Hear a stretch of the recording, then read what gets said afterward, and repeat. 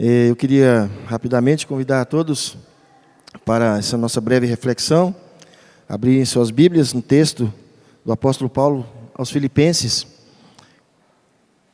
Epístola do apóstolo Paulo aos Filipenses, capítulo 1, versos 12 a 14. Filipenses, capítulo 1, versos 12 até o verso 14. Eu não estou utilizando a Bíblia Nova Almeida atualizada, porque eu ainda não tenho, viu, Rubinho? Planejo comprar, então vou usar a ARA, a mesma que a maioria dos irmãos tem, Almeida, revista e atualizada. Então, acompanhe atentamente o texto. Diz assim: quero ainda, irmãos, cientificar-vos de que as coisas que me aconteceram têm antes contribuído para o progresso do Evangelho, de maneira que as minhas cadeias em Cristo se tornaram conhecidas de toda a guarda pretoriana e de todos os demais. E a maioria dos irmãos, estimulados no Senhor por minhas algemas, ousam falar com mais desassombro a palavra de Deus. Apenas esse texto. Feche seus olhos, vamos orar ao Senhor. Ó Deus, nos dê a graça, Pai, de compreendermos com todas as letras a Tua palavra. Nos dê a graça de meditar a Tua palavra e assim conduzir a nossa vida debaixo do propósito santo e bendito que o Senhor estabeleceu para cada um de nós. É o que nós oramos assim no favor de Cristo Jesus. Amém. Queridos, muitas vezes nós paramos para meditar nas coisas que nos acontecem na nossa vida. Não sei se já aconteceu com você, mas de vez em quando eu paro para pensar nas coisas que aconteceram ao longo da história da minha vida.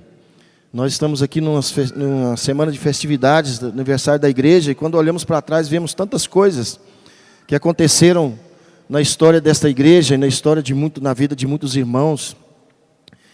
Coisas boas, coisas que nos fortaleceram, coisas ruins que Deus permitiu que passássemos.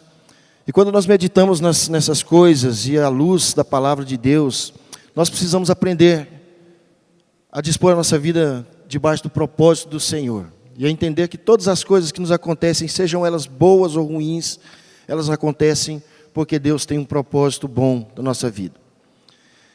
Quando nós olhamos para o desafio de andar com Cristo, nós vemos que Jesus nunca prometeu uma vida de intensa paz terrena, né? Paz humanamente falando. Quando a Bíblia fala de paz, que nós devemos ter paz com Deus, é porque ela se refere ao fato de que antes de conhecer a graça de Deus, nós éramos inimigos da cruz. Havia inimizade entre nós e Deus. E Deus nos chamou à paz. Deus nos conduziu à paz. Por isso que a Bíblia diz que, uma vez justificados pela fé, temos paz com Deus. Mas, no entanto, a caminhada com Cristo ela é árdua. Caminhar com Jesus é uma luta tremenda. É nadar contra a maré, como diz uma certa canção que eu gosto muito, dos Vencedores por Cristo. Vida com Deus é luta, queridos. Vida com Deus é nadar contra a cultura deste mundo. Vida com Deus é nadar contra os costumes deste mundo. Andar com Jesus não é fácil. Andar com Jesus é vencer lutas. Quando o apóstolo Paulo escreve esse texto aqui, ele tem em mente as coisas e as lutas e as dificuldades que ele passou na sua caminhada com Cristo, que não é diferente de cada um de nós. Se nós observarmos a todo tempo as coisas que nós passamos na nossa vida, certamente você vai concluir que a sua vida é mais luta do que paz, humanamente falando. Todos os dias nós somos desafiados a viver um dia, 24 horas diante de nós, que é vida de luta. Vida de arregaçar as mangas, vida de testemunho, vida de renúncia, vida de negação, vida de abnegação. Todos os dias nós somos chamados a lutar contra os nossos desejos, os nossos anseios pessoais que trazem prazer para nós e não a Deus. Há um conflito dentro de nós. Mesmo sendo crentes, mesmo chamados à paz com Cristo, há um conflito que existe dentro do nosso coração, que nos tenta, que nos leva a buscar aquilo que nos traz prazer antes do prazer do Senhor. Paulo vai chamar a atenção para nós nesse texto aqui, exatamente para nos levar à reflexão de que as coisas que nos acontecem, ainda que elas sejam ruins aos nossos próprios olhos, elas acontecem porque Deus tem um propósito em nossas vidas. Essa carta aos Filipenses, ela é interessante, porque o tema que Paulo escreve aos Filipenses é a alegria de andar com Cristo, mesmo em meio às lutas. E esse versículo, do versículo 12 em diante, aliás, voltando um pouquinho aqui, até o versículo 11, Paulo enaltece a fé e a confiança que os filipenses haviam depositado em Cristo, e ele louva a atitude, dá graças a Deus, por causa da cooperação que aqueles irmãos tinham com ele frente às lutas do ministério. E Paulo diz, então, olha, eu oro por vocês, porque vocês têm sido meus cooperadores, e vocês são motivo da minha alegria, e por causa disso alegrai-vos no Senhor. E depois ele vai dizer aqui, a partir do versículo 12, ele faz é como se ele estivesse escrevendo uma autobiografia, das lutas que ele havia enfrentado na sua caminhada com Cristo. E ele diz aí, quero ainda, irmãos, tornar-vos cientes, trazer o conhecimento de vocês, que as coisas que me aconteceram têm antes. Por que que Paulo diz aqui antes? É porque, queridos, muitas vezes, nós somos acometidos pelas lutas desta vida e corremos o risco de, se não observarmos a centralidade de Cristo em nossas vidas, podemos fazer com que as lutas que nós passamos nessa vida nos conduzam não apenas ao fracasso da nossa vida espiritual, mas a derrotas terríveis. Você pode desanimar na sua carreira com Cristo se você não tiver firmado os seus pés na graça de Cristo e na centralidade de Cristo em sua vida. Mas o apóstolo vai dizer aqui, olha, eu quero dizer para vocês que as coisas que me aconteceram têm antes, ao invés de me conduzir ao desânimo, me conduziram a algo diferente. E é interessante quando Paulo faz a referência às coisas que lhe aconteceram, porque Paulo está falando aqui da prisão, das perseguições que ele havia sofrido por amor a Cristo.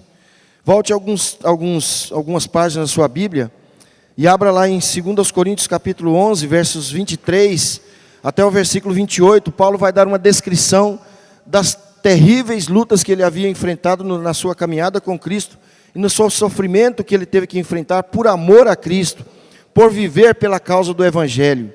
Você acha que muitas vezes os seus sofrimentos são grandes? Veja só o que o apóstolo Paulo teve que passar na sua vida por amor a Cristo. A partir do verso 23, capítulo 11 de 2 Coríntios. Diz assim, são ministros de Cristo, falo como fora de mim. Eu ainda mais, em trabalhos, muito mais em prisões, em açoites sem medida, em perigos de morte muitas vezes. 5 vezes recebi dos judeus uma quarentena de açoites menos 1. Fui 3 vezes fustigado com varas, 1 vez apedrejado, em naufrágio 3 vezes, 1 noite e 1 dia passei na voragem do mar. Em jornadas muitas vezes, em perigos de rios, em perigos de salteadores, em perigos entre patrícios, ou seja, o povo da minha gente, em perigo entre gentios, em perigos na cidade, em perigos no deserto, em perigos no mar, em perigos entre falsos irmãos, em trabalhos e fadigas, em vigílias muitas vezes, em fome e sede, em jejuns muitas vezes, em frio e nudez, além das coisas exteriores, ao que pesa sobre mim diariamente a preocupação com todas as igrejas por onde passei, preguei o Evangelho e ali deixei discípulos. Paulo fala de todo esse sofrimento que ele havia enfrentado por amor a Cristo. Por isso ele fala assim, quero, irmãos, cientificar-vos de que estas coisas que me aconteceram têm antes. Aqui aparece o primeiro propósito pelo qual nós sofremos por amor a Cristo. Tem contribuído para o progresso do Evangelho. Querido, você precisa entender que a sua vida, mesmo seja ela marcada por sofrimentos terríveis, esses sofrimentos, a maneira como você reage diante deles, que tem a ver com a forma como você encara a vida com Cristo, a forma como você encara a centralidade de Cristo na sua vida, e o porquê da sua existência em Cristo, ela tem influência no progresso do Evangelho.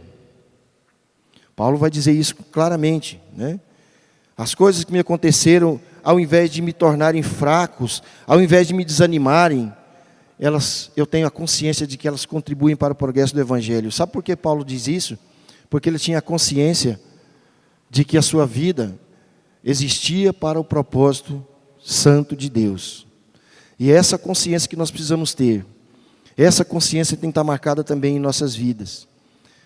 Depois ele diz, de maneira que as minhas cadeias em Cristo, ou seja, todo aquele sofrimento que ele descreveu lá em 2 Coríntios, se tornaram conhecidas de toda a guarda pretoriana e de todos os demais. É o testemunho que nós afirmamos diante dos sofrimentos desta vida, impactam aqueles que não conhecem a graça de Deus. Sabia disso? As pessoas, ao olhar para nós e encarar a forma como nós agimos diante dos sofrimentos dessa vida, elas se sentem atraídas pelo Evangelho por causa do nosso testemunho, diante dos sofrimentos, diante das cadeias, diante das angústias, diante da dureza que é caminhar com Cristo nessa vida. E aí, por último, ele vai dizer, e a maioria dos irmãos, estimulados no Senhor por minhas algemas, ousam falar com mais desassombro a palavra de Deus. Isso aqui tem a ver com o testemunho fiel da nossa parte frente aos sofrimentos.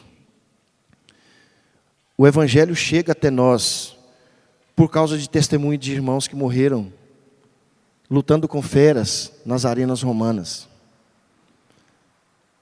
Cada gota de sangue derramada ali foi para que nós pudéssemos hoje falar ousadamente e com desassombro, com intrepidez, a palavra de Deus, queridos.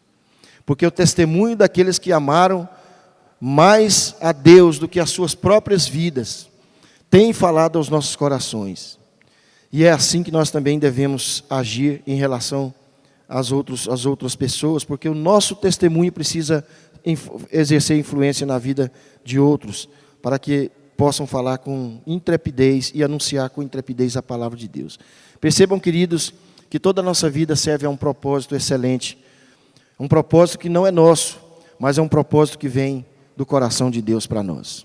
Que Deus nos ajude, que Deus nos abençoe, para que nós possamos sempre cumprir e entender que a nossa existência só tem sentido se vivida debaixo dos propósitos santos e excelentes que Deus estabeleceu para cada um de nós. Não se assuste diante dos sofrimentos e das angústias e das suas lutas que você passa no decorrer da sua vida. Porque você está passando por sofrimentos, é porque você está contribuindo para o progresso do Evangelho, você está tornando conhecida a palavra de Deus entre os gentios, você está despertando na vida dos seus irmãos a intrepidez para falar e para anunciar o Evangelho da graça de Deus. Amém? Feche os seus olhos, quero orar mais uma vez e agradecer a Deus por esse momento. Pai bendito, nós queremos te glorificar, Senhor, porque a tua palavra nunca volta vazia. Tua palavra, Senhor, encontra lugar no nosso coração, na nossa vida. Ajuda-nos, ó Deus, a aplicar essas coisas no nosso viver, para que nós possamos viver segundo o propósito do Senhor. Nos ajude, ó Deus, a cada dia caminhar a caminhada cristã árdua, ferrenha, Senhor, de lutas, tendo os olhos fixos no Senhor. Não permita que o nosso olhar se desvie, ó Deus, mas que nós possamos olhar firmemente para o Jesus, o autor e consumador da nossa fé, o qual é digno de receber toda a honra e toda a glória. Louvado seja em nome de Jesus. Amém, Senhor.